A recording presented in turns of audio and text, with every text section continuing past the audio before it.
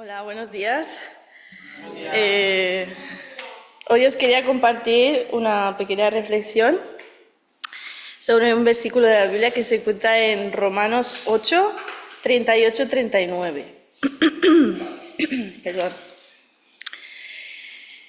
El versículo dice así: por lo cual estoy seguro de que ni la muerte, ni la vida, ni los ángeles, ni principados, ni potestades, ni lo presente, ni lo que por venir, ni lo alto, ni lo profundo, ni ninguna otra cosa creada nos podrá separar del amor de Dios, porque es en Cristo Jesús, Señor nuestro. Amén.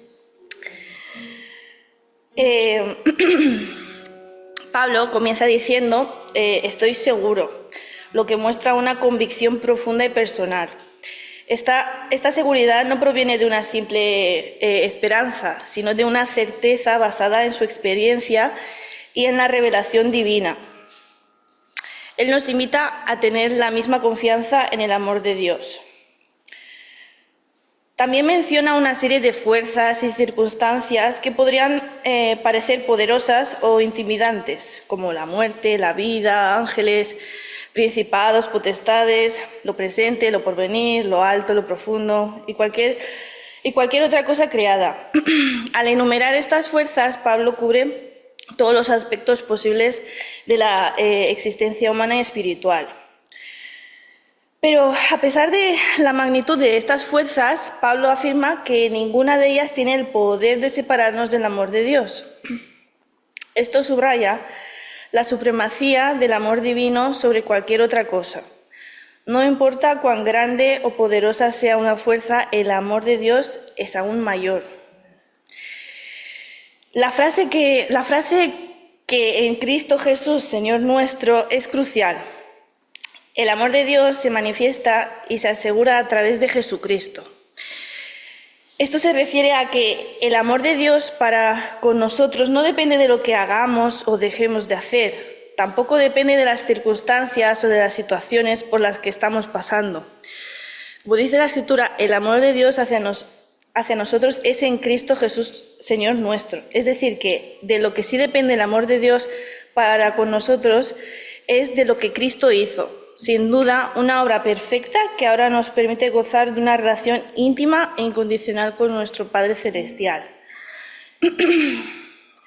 Este pasaje nos invita a reflexionar sobre nuestra propia vida.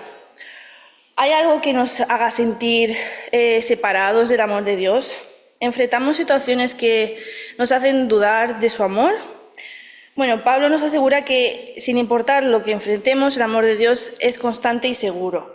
Podemos vivir con la confianza de que estamos siempre bajo su cuidado amoroso. Y por último, quería añadir que todos nosotros debemos experimentar lo que enseña Pablo en este versículo. Debemos que tener esa convicción firme, una revelación del Espíritu Santo, porque todos nosotros pasamos por altibajos en nuestro caminar con Dios. Y debemos saber que estas son las buenas noticias, que somos perdonados y somos libres.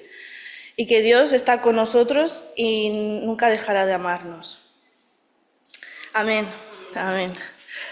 Señor Padre nuestro que estás en los cielos, venimos ante ti con un corazón contento, alegre, con gratitud, Señor, por lo que hiciste en la cruz por todos nosotros. Gracias, Padre, por adoptarnos en tu familia maravillosa, Señor. Como estábamos leyendo en la palabra, Padre, ayúdanos a tener esa certeza todos los días de nuestra vida, Señor. Saber que nada nos separará de ti, que tú eres nuestra roca y de ti viene nuestra fortaleza, Padre. Queremos glorificarte con nuestra vida día a día, que seamos un ejemplo para la gente que nos rodee, Señor, que tu luz brille en nosotros, Padre, y que nosotros seamos siervos fieles y que podamos obrar en tu obra, Señor. Te damos gracias, Padre, por el día de hoy. También queremos orar, Padre, que tú bendigas el culto, la reunión, Padre, que tu presencia nos acompañe, Padre, que que podamos aprender, que nos hables, Señor, a cada uno de nosotros. Tú sabes lo que necesitamos escuchar, tú sabes qué es lo que nos falta, qué es lo que nos hace bien, Señor. Bendice a cada uno de nosotros aquí presentes en Teams y los que han de llegar, Señor. En tu nombre, Padre, amén. Amén. Continuamos con el libro de los Hechos. Para los que no lo saben, porque primero nos visitan por primera vez y como es el caso de... ¿Cómo era tu nombre? Mayline. ¿Que se pronuncia Mayline o no? Mayline. Vale, Mayline. Un poco para poner en antecedente, estamos haciendo un estudio de todo el libro de los Hechos. Entonces vamos por el capítulo 8. Todavía quedan algunos cuantos capítulos, pero bueno, es maravilloso poder aprender acerca de los primeros pasos del nacimiento de la iglesia primitiva. Y es una de las cosas que hemos estado aprendiendo los últimos domingos, ¿no? Y vamos por el capítulo 8. A lo largo del capítulo 7 del libro de los Hechos, ¿no?, ocurrieron dos eventos que cambiaron la historia de la iglesia, porque quedaron registrados allí y fue importante para la historia de la iglesia. El primer evento es la muerte de Esteban. ¿Se recuerdan que lo vimos? Considerado el primer mártir de la iglesia, ¿no?, por lo menos registrado en el libro de los Hechos, ¿no? Y este evento fue como un desencadenante o un punto de partida para un pico de persecución que comenzó en medio de la iglesia por parte de los judíos que tenían ese celo por perseguir a estos herejes que estaban diciendo que este hombre que había venido y que había crucificado había resucitado y era el Mesías y era Dios y estaba sentado a la diestra de Dios.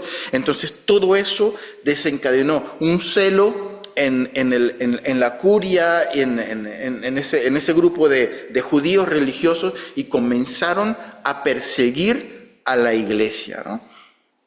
A raíz de esto, leíamos la semana pasada que hubo una dispersión. Solamente los apóstoles se quedaron en Jerusalén, pero todos los demás, la mayoría de las personas, la Biblia dice todos, pero estuvimos viendo que es muy probable que hayan sido pues las caras más visibles de la iglesia, comenzaron a ir a otros lugares porque los estaban persiguiendo por predicar la palabra del Señor, ¿no? Y el segundo evento, ese es el primer evento, y el segundo evento importante que vimos la semana pasada es la aparición por primera vez del personaje del apóstol Pablo, ¿no?, que aparece allí en el episodio del martirio de Esteban, en el cual estaba él cuidando las ropas de los testigos que estaban apedreando de muerte pues a Esteban. Y este Saulo que vimos la semana pasada, Saulo, recordamos que era el nombre judío, el nombre hebreo de Pablo. Posteriormente en sus cartas todos los conocemos como el apóstol Pablo, el apóstol de los gentiles. Pablo adopta el nombre griego y que también fonéticamente se parece mucho a su nombre latino, ¿no? En ese tiempo pues estaba el Imperio Romano, y el Imperio Romano hablaban en latín. Y además Pablo, a pesar de que era un ciudadano, era judío, también era legalmente un ciudadano romano. No se sabe exactamente cómo era que Pablo adquirió la ciudadanía romana. Hay historiadores que dicen que Pablo venía de una persona de una familia muy influyente, que tenían dinero y todo eso. Anteriormente pues se podía adquirir la ciudadanía romana pagando y también pues por cierto parentesco era. Pero bueno, lo cierto es que Pablo tenía ciudadanía romana, cosa que le sirvió mucho. Más adelante lo veremos. Cuando a él lo acusan, pues él apela, como ciudadano romano que era, apela al César, y tienen pues que llevarlo allí a los tribunales delante del César, porque era precisamente ciudadano romano, ¿no? Y nos quedamos en la parte del capítulo 8 en donde había se narraba este pico de ferocidad en la persecución de los cristianos, de los primeros cristianos. por parte de los judíos. Versículo 4 de Hechos 8. Pero los que fueron esparcidos iban por todas partes anunciando el Evangelio. Esto es lo primero que dice el versículo 4. Hermanos, este versículo se podría quedar en lo anecdótico o en un dato histórico de lo que estaba ocurriendo en ese momento, pero a mí me parece que si lo leemos con detenimiento nos vamos a encontrar con que este versículo expone de manera maravillosa, de manera preciosa, algo que Dios estaba haciendo en medio de la iglesia. Es la mano soberana de Dios en favor del hombre, haciendo que, utilizando algo que estaba ocurriendo, que era negativo, porque había gente que estaba persiguiendo a la iglesia, que le decía, ¿tú eres cristiano? Los perseguía y les hacía bullying y los metían en la cárcel. Entonces, a raíz de eso, muchísimas personas comenzaron a ir a otros lugares, un poquito más lejos de Jerusalén, allí mismo en Israel, en Judea.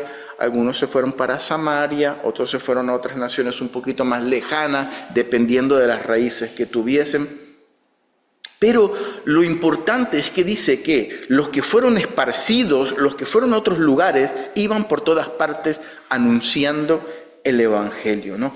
Una circunstancia negativa que Dios le da la vuelta y hace que funcione para bien, para el reino de Dios, ¿no? Y en este versículo vemos el testimonio de una iglesia que, a pesar, queridos hermanos, de ser perseguida, usó esa persecución para expandir el Evangelio de Jesucristo, no para esconderse, no para ponerse a salvo o para, mira, yo me voy a otro país, me voy a otra ciudad, me cambio de nombre, me pongo un sombrero, como hizo uno por ahí, se puso un sombrero y desapareció, ¿no? Se había visto en las noticias, se puso un sombrero y desapareció. No pillan la referencia, ¿verdad? Hay que ver más telediario, ¿no? Y pues fueron a lugares, no fueron a lugares remotos para quedar de anónimos, ¿no? Y decir, pues, tú vas a otro país y tú puedes decir, pues bueno, me cambio el nombre y si has hecho alguna fechoría pues en otro lugar y pasas desapercibido, ¿no? Si nadie te conoce, ¿no? Pues ahí puedes hacer todo lo que tú quieras y hacer como un borrón y cuenta nueva. Pero ellos no hicieron eso. Lo bonito de la iglesia que fue esparcida es que donde quiera que iba predicando el Evangelio de Jesucristo. Aún en la situación adversa, ahí en la situación complicada, iban proclamando el Evangelio de Jesucristo con sus palabras, ¿no? Yo me imagino a Satanás pues haciendo ese plan, mira, yo voy a atacar a la iglesia, voy a hacer que los persigan, que los metan en la cárcel y para que se sientan presionados, para que se sientan mal, y como siempre, pues el Señor toma lo malo y toma lo que Satanás se ha metido y está haciendo mal y lo vuelve y le da la vuelta y hace que se convierta en bendición para el reino de Dios. Y mira cómo esta gente fue de un lugar a otro y fue expandiendo el Evangelio. Dios utilizaba la circunstancia para todo lo contrario, ¿no? Para expandir el Evangelio hasta llegar hasta el día de hoy y nosotros pudiésemos conocer al Señor Jesús. Hermanos, yo creo que estas palabras que acabamos de leer pueden servir para nosotros como una llamada de atención como iglesia, como creyentes, ¿no? A muchos de nosotros hemos escuchado el testimonio de Cecilia, por ejemplo, y yo creo que probablemente la mayoría de los que estamos aquí, ahora creo que no hay ni uno que no le haya tocado ir a otro lugar por alguna razón, por trabajo o por familia o por buscar oportunidades o porque donde estábamos no estaba funcionando la cosa y hemos tenido que ir pues a otro lugar y hemos dejado nuestros países de origen, hemos dejado la gente que conocemos, la comida que nos era familiar, ¿no? Nuestra cultura, nuestro acento, ¿no? Para ir a otro lugar. Yo creo que todos los que estamos aquí nos ha pasado algo así, ¿no? Y eso es lo que le estaba pasando a esta gente. En Israel Israel tiene un historial de guerras en donde el imperio de turno se metía y perseguía a las personas. Unos se los llevaban cautivos a otros países y era terrible, porque para el judío que tenía tanto celo por Dios y tanto celo por el judaísmo, que tener que ir para otro lugar y tener que aguantarse, que ver por las calles ídolos paganos, cuando ellos sabían que había un solo Dios, y tener que convivir en esa cultura junto con ídolos paganos, juntos con... es como cuando nosotros como creyentes a veces tenemos que aguantarnos, qué sé yo, festividades como el Halloween, por ejemplo, ¿no? Nosotros como creyentes no deberíamos celebrar ese tipo de cosas, porque eso es una cosa que se le da a la muerte. Y yo siempre le digo a las personas que cuando nos preguntan por qué no celebramos eso, y yo le digo, nuestra hija estuvo a punto de morir y Dios le ha dado vida. ¿Cómo nosotros vamos, aunque sea de broma, cómo yo voy a estar comprando chocolatitos con forma de ojo y de ojos y dedos y caramelitos con forma de dedos con sangre y vestirme de brujo y vestirme de cosas negras y vestirme de muerte, cuando nosotros tenemos que celebrar la vida, porque tenemos un Dios que es autor de la vida y tenemos que aguantarnos eso? Y yo tengo que decir e intentar por todos los medios de explicarle a mis hijas que esas no son cosas que nosotros como creyentes practicamos y hacemos. Y para ellas es difícil porque ellas tienen que ir al colegio donde están todas las amiguitas vestidas de brujitas, que se ven tan bonitas, tan lindas, vestidas de brujita, con las uñas negras y con las cosas, todo tenebroso y todo de muerte. Y todo el mundo nos los pinta tan bonito y para ellas es difícil entender porque yo no puedo ser... Eso les pasaba a esta gente, a Israel, y ahora lo tienen que volver a hacer debido a la persecución, pero ellos lo hacían con alegría, porque aún en medio del exilio, ellos iban predicando el Evangelio de Jesucristo. No es fácil, como tampoco fue para ninguno de nosotros, sencillo y fácil, dejar nuestras raíces, dejar nuestras familias, dejar nuestras culturas y comenzar de cero, porque a muchos nos tocó comenzar de cero, de tener cosas en nuestros lugares de origen para comenzar de cero y no tener nada, ¿no? Y a mí me ha pasado mucho de tener que encontrarme con personas que, ay, sí, yo tengo 2 casas y mi padre me dejó un piso. Yo no tengo ni siquiera un piso, yo vivo de alquiler. Y yo veo a la persona y pues, no tiene ni la primaria. Yo que tengo una carrera universitaria y no es por ser envidioso, pero yo pongo las cosas en una balanza y yo digo, pero es la realidad. A muchos nos han tocado empezar de cero, ¿no? Pero ¿cuál es la actitud que tenemos nosotros cuando ocurren esos cambios, como el cambio de la migración o cualquier otro cambio que tenemos que atravesar, cualquier otra situación? Aquí vemos una iglesia que, independientemente de que estaba siendo perseguida durante ese desierto, durante esa persecución, lo que iban haciendo era predicando el Evangelio de Jesucristo, con su testimonio, con su vida, con su proceder. Y ese es el llamado que yo creo que Dios nos está haciendo en esta mañana, que recordemos que no importa la situación que estemos atravesando complicada, que no importa la enfermedad, no importa el tiempo o el momento que estemos atravesando, donde quiera que nosotros vayamos, tenemos que testificar con nuestra vida de lo que el Señor ha hecho con nosotros. Porque somos llamados a testificar. Decíamos la semana pasada que un buen testigo no testifica solamente cuando le preguntan, cuando lo suben allí a la silla del testimonio a preguntarle, ¿y usted vio lo que pasó? No, un buen testigo testifica con su vida en todo momento. Y a eso es lo que nos ha llamado el Señor Jesucristo. No es fácil. No, al igual que no fue sencillo para estas personas que les tocó ir a otros lugares, tampoco es fácil para nosotros, pero es una llamada de atención a través de su palabra que el Señor nos está diciendo. Versículo 5 de capítulo 8 del libro de los Hechos. Entonces Felipe, descendiendo a la ciudad de Samaria, les predicaba a Cristo. Y la gente, unánime, escuchaba atentamente las cosas que decía Felipe, oyendo y viendo las señales que hacía. Porque de muchos que tenían espíritus inmundos salían dando grandes voces, y muchos paralíticos y cojos eran sanados. Así que había gran gozo en aquella ciudad. Aquí el autor del libro de los Hechos, ¿quién era el autor del libro de los Hechos? ¿Se acuerdan? Lucas, por supuesto, Lucas, ¿no?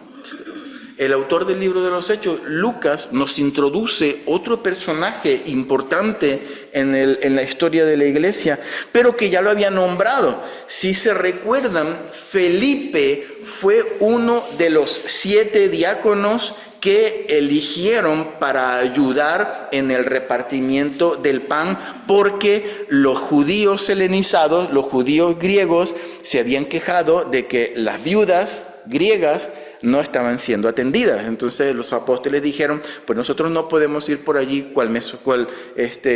sirviendo pues las mesas y cual camarero, diciendo pues tú para acá, tú para allá. Nosotros nos debemos dedicar a predicar la palabra de Dios, y eligieron a 7 varones llenos del Espíritu Santo, de buen testimonio y llenos de sabiduría, para ir a ayudar en el servicio del pan.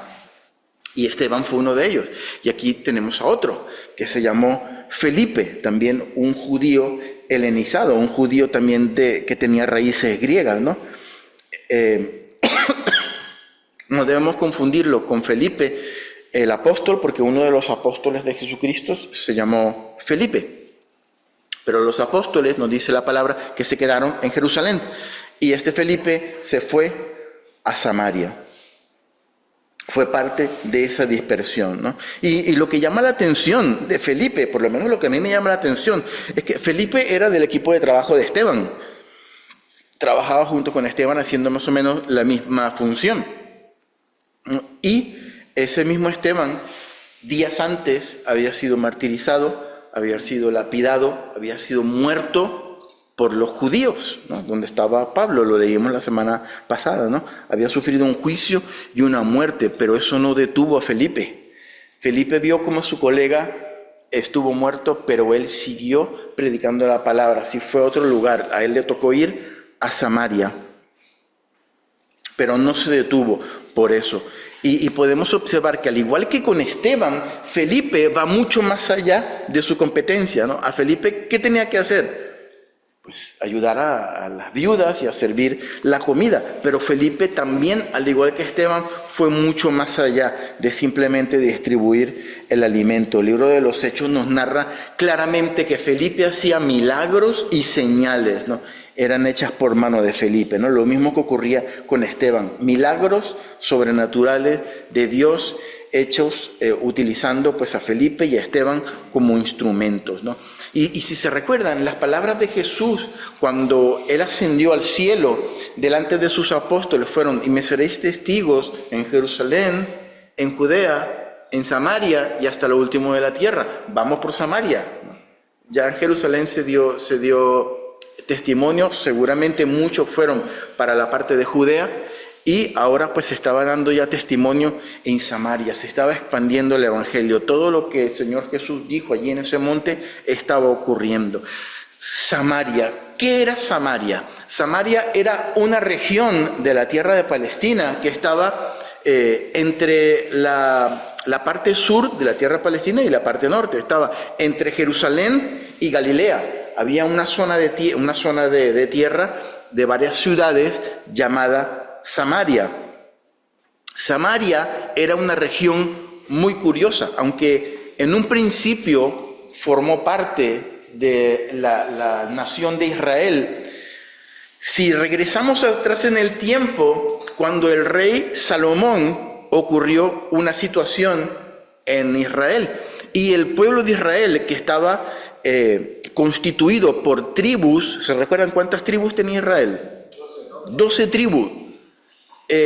10 tribus se quedaron en la parte del norte, 2 tribus en la parte del sur. Israel se dividió, incluso tuvieron el reino del sur y el reino del norte. Las 2 tribus que estaban en el sur, Benjamín y Judá, allí en la parte de Jerusalén, tenían su rey, y arriba pues tenían otro rey. Por circunstancias que no vamos a tocar aquí, las 10 tribus que estaban en la tribu del norte, pues hubo guerras y exilios y cosas, y gente se metió aquí. Ellos se juntaron con otras culturas, se juntaron con otras religiones, y para los judíos que estaban en el sur, los de Samaria, que ahora se llamaba Samaria, no eran verdaderos judíos.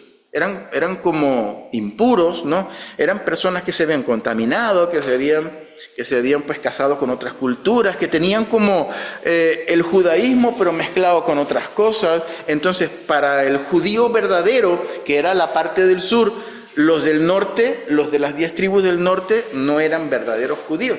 Si se recuerdan, durante los evangelios se habla muchas veces de los samaritanos, y los judíos no se llevaban bien, no se trataban entre sí, precisamente por eso. Si se recuerdan el episodio de la mujer samaritana, ¿se acuerdan del episodio de la mujer samaritana? Jesús estaba allí sentado cerca del pozo y llega una mujer a sacar agua al mediodía. Los discípulos habían ido a comprar comida. ¿Y qué pasa con la mujer? Que Jesús le dice, dame de beber. ¿Y qué dice la mujer? ¿Cómo yo siendo mujer y siendo, además de mujer samaritana, me pides a mí de beber? Porque los samaritanos y los judíos no se trataban. Un hombre no podía ir por la calle y decirle, chica, ven para acá. No podía así hablarle directamente a una mujer, mucho menos una mujer samaritana, porque los judíos y los samaritanos no se trataban. Y de allí la sorpresa de esta mujer, ¿no? Y bueno, todos conocemos la historia. Hay otra parábola de Jesús que habla acerca del buen samaritano, ¿no? Y Jesús precisamente pone el ejemplo del samaritano porque para el judío nombrarle un samaritano era el enemigo, era con los que no se hablaban. Entonces Jesús puso precisamente el ejemplo del buen samaritano para meterles más todavía el dedo en la llaga. O sea, decirle buen samaritano, no, es como que a un grupo de cristianos, yo les voy a contar la historia de un buen ateo, para que a ustedes les dé vergüenza, ¿no? Que el ateo hace las cosas bien y ustedes que son cristianos hacen las cosas mal, ¿no? Entonces, era una manera de hacer énfasis en la parábola de Jesús, pero el meollo del asunto es que los samaritanos y los judíos no se trataban entre sí, porque eran otra cultura, ¿no? Y Felipe va a dar precisamente a Samaria, a predicar el evangelio en Samaria, ¿no? Y dice la palabra que la gente escuchaba atentamente el mensaje del evangelio por boca de Felipe, y que había gran gozo en la ciudad de Samaria. No dice específicamente qué ciudad era, pero era en la región de Samaria, porque se estaban sanando personas, se estaban liberando de demonios, y había muchas cosas que el Señor estaba haciendo por medio de la mano de Felipe. Luego Lucas, continuando en el capítulo 8, nos introduce otro personaje súper emblemático del evangelio, del segundo evangelio de Lucas, que es este señor llamado Simón el Mago. Versículo 9.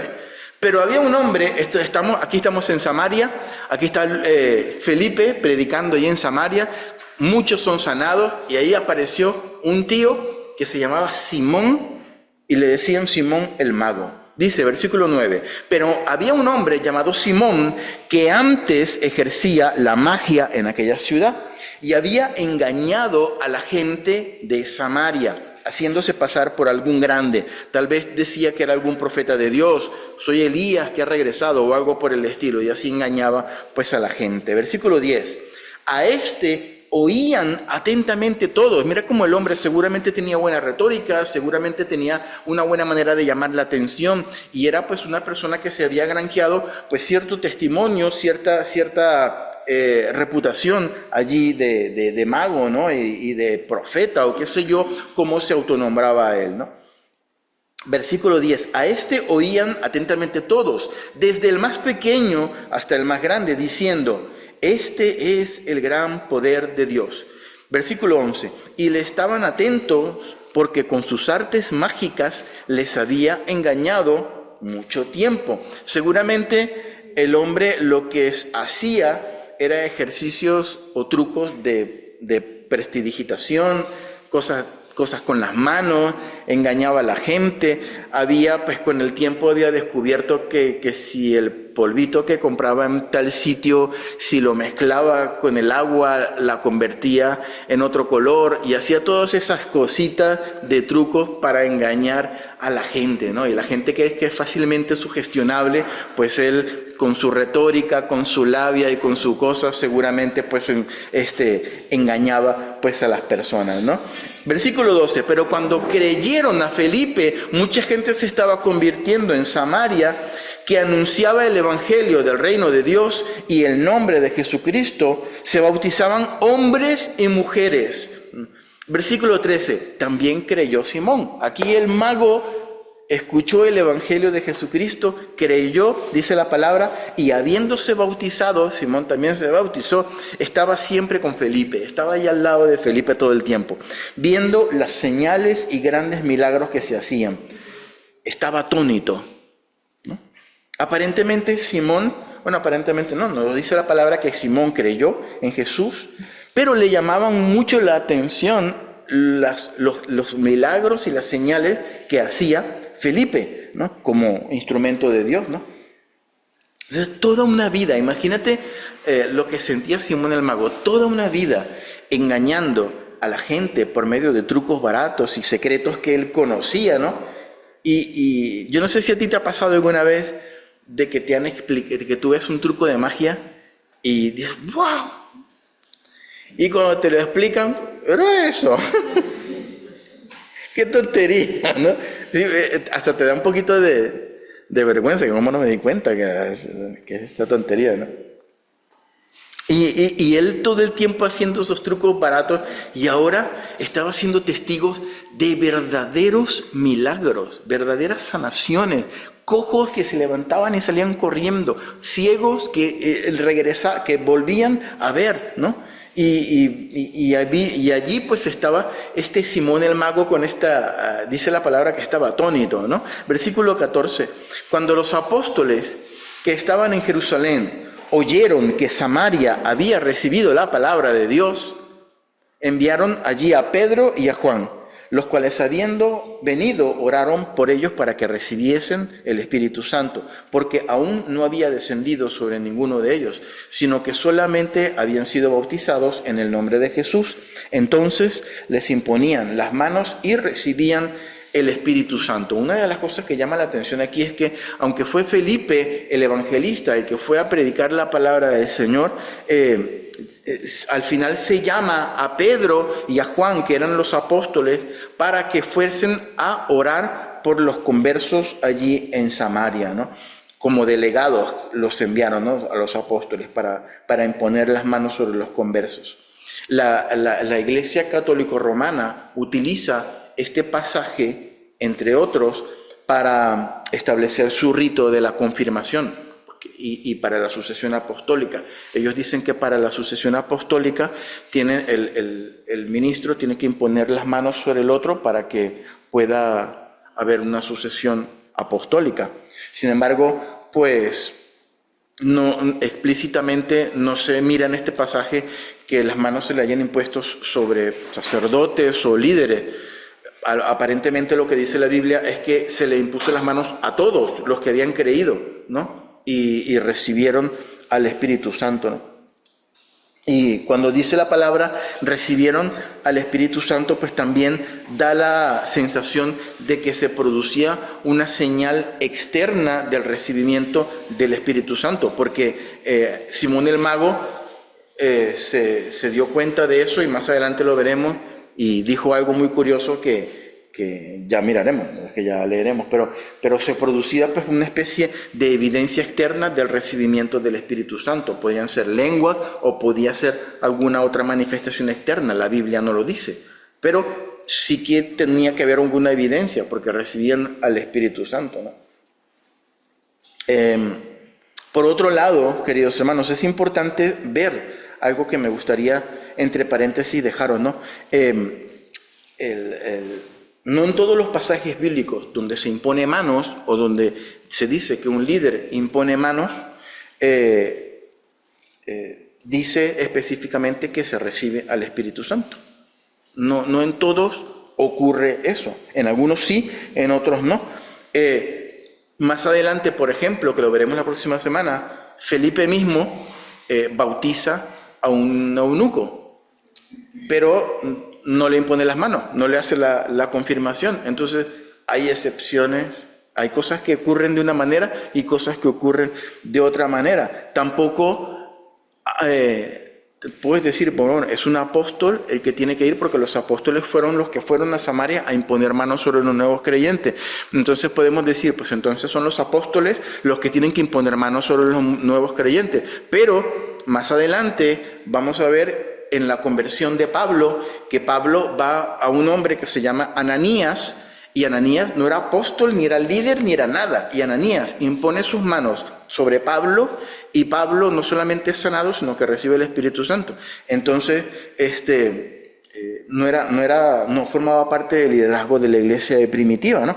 Y a mí lo que me parece, hermanos, a la conclusión que yo quiero llegar con todo esto es que en cuanto al obrar del Espíritu Santo, y esto, hermanos, quiero que quede claro que es una opinión personal, producto de todos los años que tengo yo caminando con el Señor Jesús y en el Evangelio, ¿no? Pero yo creo que encasillar la obra de Dios y la obra del Espíritu Santo en un proceso sistemático igual para cada persona no es afortunado, no es acertado, ¿no?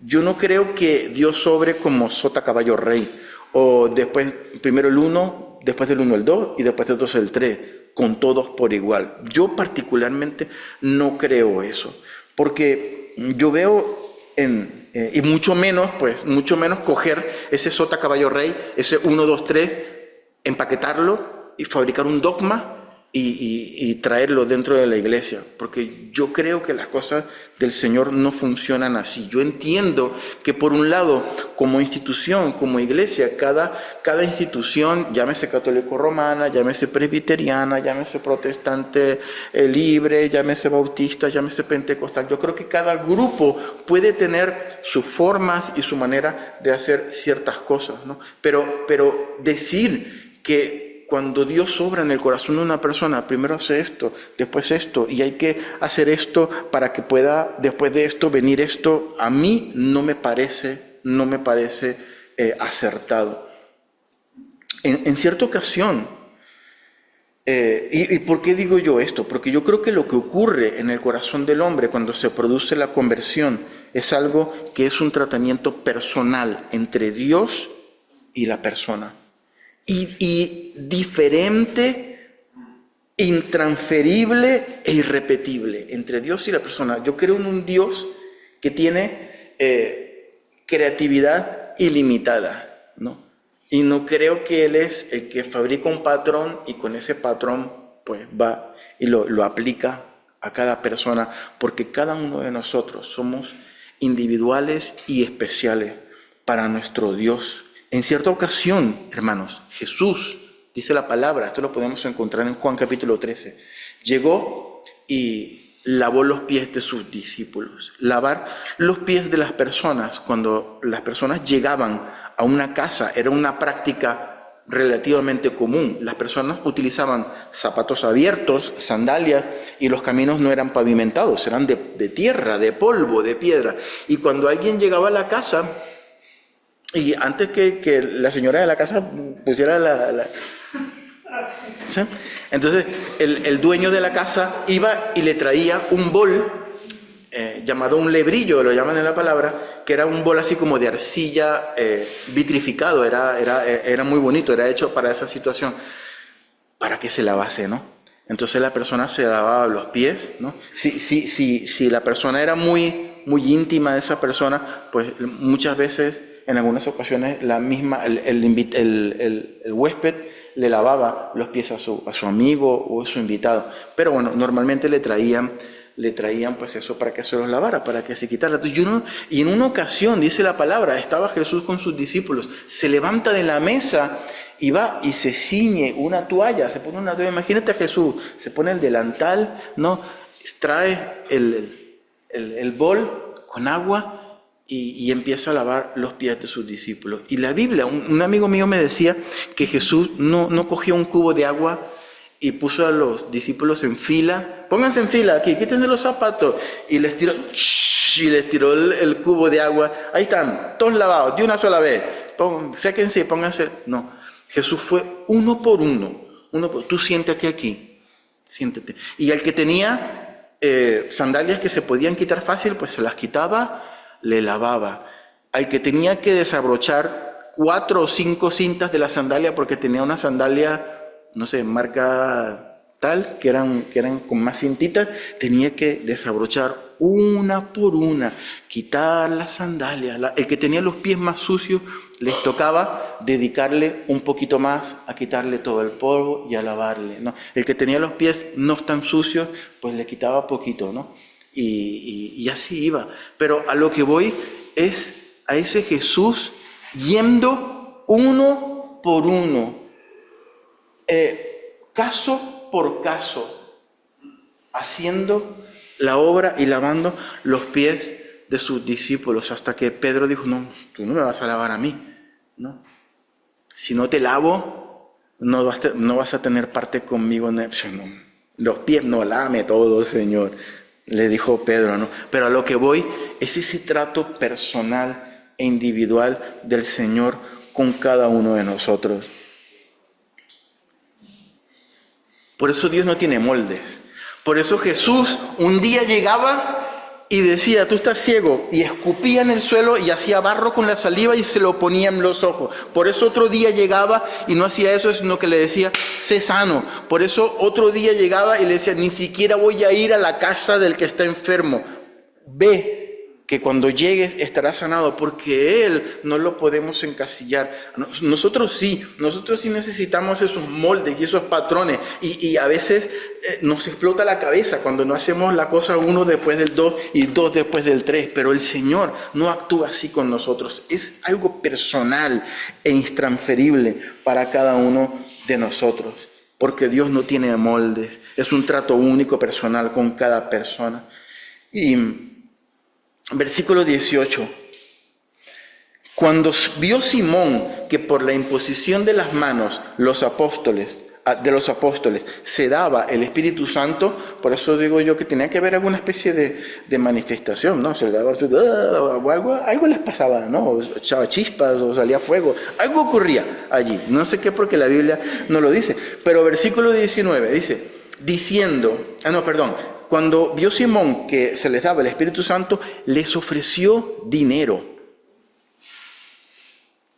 diciendo: dadme también a mí ese poder, para que cualquiera a quien yo impusiere las manos reciba el Espíritu Santo. Entonces Pedro le dijo: tu dinero perezca contigo. Muérete tú, que se muera tu dinero contigo, que entierren el dinero contigo, ¿no? Porque has pensado que el don de Dios se obtiene con dinero. No tienes tu parte ni suerte en este asunto, porque tu corazón no es recto delante de Dios. Arrepiéntete, pues, de esta tu maldad y ruega a Dios si quizá te sea perdonado el pensamiento de tu corazón. Yo creo que aquí Pedro fue un poquito malito, la verdad. Yo creo que fue muy rudo. A mí me parece a mí, y esa es otra opinión personal, que Simón no era tan malo. Simón simplemente hizo lo que él había hecho toda su vida. Simón vivía del engaño y de los trucos y de la cosa. Yo me imagino que cuando él estaba en alguna ciudad y veía a otro de estos artistas itinerantes haciendo un truco que le gustaba mucho, yo quiero ese. Iba y le decía: véndeme tu truco, enséñame cómo se hace, porque yo lo quiero tener para mi repertorio. Cuando Simón ve que hay algo precioso que está haciendo el Espíritu Santo, genuino, por la imposición de las manos, le sale lo que él siempre había sabido: véndemelo enséñame cómo se, yo te doy dinero, porque era lo que el hombre sabía, ¿no? Yo te doy dinero porque no sabemos exactamente si él quería hacerlo para seguir su lucro o porque realmente quería imponer manos para que la gente recibiese el Espíritu Santo. Probablemente algo todavía necesitaba el Señor tratar en el corazón de Simón el mago. Y Pedro le dice, arrepiéntete, ¿no? Y después cuando pasa eso, le dice Pedro, porque en hiel de amargura y en prisión de maldad veo que estás, ¿no? Entonces, si Pedro me dice todo eso, yo, padre, mira, pero no me digas eso. Entonces, mira lo que dice Simón. Respondiendo Simón, dijo, rogad vosotros por mí al Señor, para que nada de esto que habéis dicho venga sobre mí. El hombre era, hasta cierto punto, pues era moldeable y era no creo que no hubiese tanta maldad en el corazón de Simón.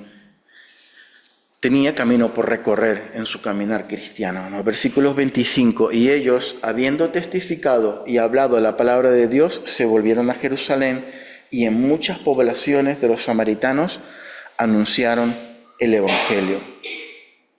En teología, hermanos, con esto ya voy concluyendo, en teología, a la práctica de lucrarse con el Evangelio, de ganar dinero con las cosas de Dios, se les conoce como simonía, precisamente por este episodio de Simón, porque Simón quería aprender o tener algo que viene de Dios comparándolo con dinero, pero ya sabemos que eso no se puede hacer.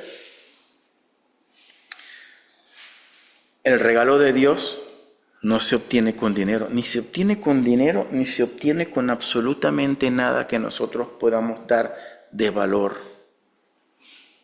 porque es un don, es un regalo. Romanos 6:23, porque la paga del pecado es muerte, pero la dádiva, el regalo de Dios es vida eterna en Cristo Jesús, Señor nuestro. Regalo. ¿Qué significa regalo? Gratis. Regalo. Y eso es lo que produce en nosotros cada día agradecimiento y agradecimiento a Dios, porque no lo merecíamos y lo tenemos por misericordia y por amor de nuestro Dios. Es un regalo, no se puede comprar por dinero, pero todo lo que Dios hace en la vida de cada uno de nosotros es personal, único, intransferible, particular, y es un tratamiento individual entre Dios y nosotros. ¿Amén? Me gustaría que orásemos por esto. Vamos a cerrar nuestros ojos. Señor, te damos gracias por tu palabra. Quiero pedirte, maravilloso Dios,